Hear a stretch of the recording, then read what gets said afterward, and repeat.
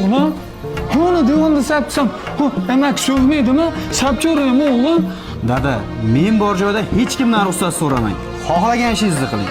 Yo'lim to'sma yolg'on dunyo ketib olay Xoin tavof etib olay To'xta ey xalq Bu amaki yosh bolami siz nima qilyapsiz? Buni materiali turistki, dog' qilsa qimmatga tushadi. Oğlum, emek so'yapti. Yo'q, dada, sapcho'ring. Men sotib olaman buni. Kelay mehmon. Sen ishingni qilib turaver, men o'zim qaraman bularga.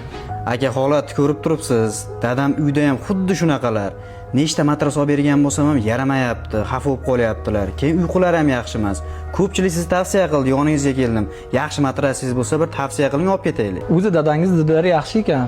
Bu matrasimiz sifati shunaqaki, polniy turetskiy material o'ralgan va ichiga shunaqa narsalar qo'yilganki, otangizning qon aylanishlarini tunda yaxshilab, uyqularning sifatini oshirib beradi.